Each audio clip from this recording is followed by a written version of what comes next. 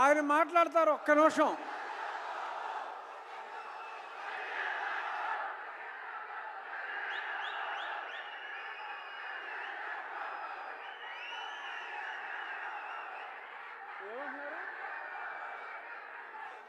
బాబు ఆగరా బాబు, సరే ఆగండి ఒక్క నిమిషం. కళ్యాణ్ గారి గురించో చెప్తాం.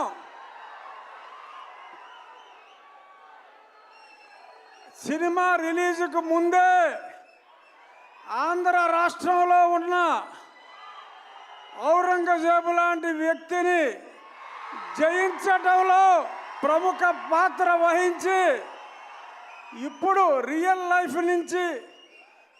లైఫ్లో ఆ హరిహర వీరబల్లు పాత్రలో ఆయన శివాజీ కలలు గన్న సామ్రాజ్య స్థాపన కోసం ఏం చేశారో చూడబోతున్నాం.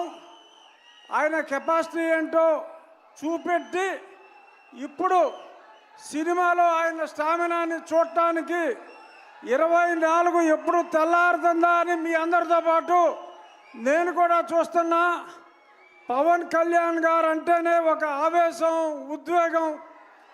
Is the greatest human being. నటుడిగా కన్నా ఒక వ్యక్తిగా ఎంతో ఉన్నతమైన వ్యక్తి. ఇక ఏం రత్నం గారు స్కైలాబ్ వచ్చి మీద పడుతుందన్న పన్నెవన్ రాజు గారు మనకు ఇబ్బంది లేదు అని అంత ధైర్యం ఉన్న వ్యక్తి. ఎన్నో హిట్ సినిమాలు తీసిన వ్యక్తి. ఇప్పుడు కళ్యాణ్ గారితో ఒక సంచలనాన్ని సృష్టించడానికి ముందుకు వస్తున్నారు. All the best sir.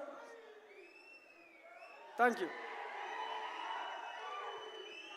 మంత్రివర్యులు శ్రీ కందుల దుర్గేష్ గారిని మాట్లాడవలసిందిగా రిక్వెస్ట్ చేస్తున్నాం సార్.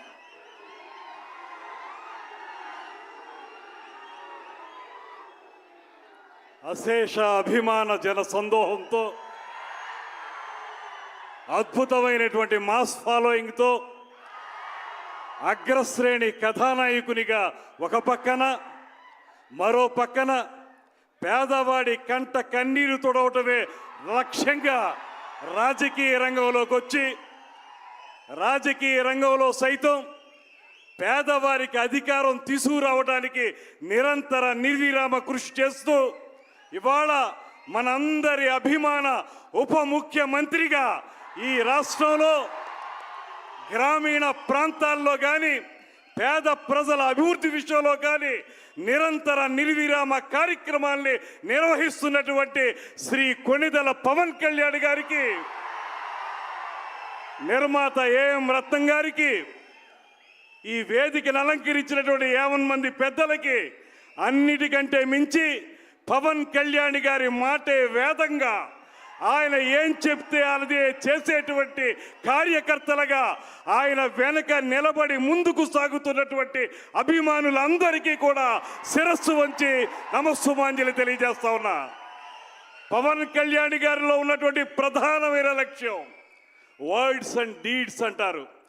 ఏ మాటలైతే ఆయన చెప్తారో అది సినిమా రంగంలో కానివ్వండి, రాజకీయ రంగంలో కానివ్వండి, వాటిని తూచా తప్పకుండా నిజ జీవితంలో ఆచరణలో పెట్టేటువంటి ఏకైక నాయకుడు శ్రీ పవన్ కళ్యాణ్ గారు అనేటువంటి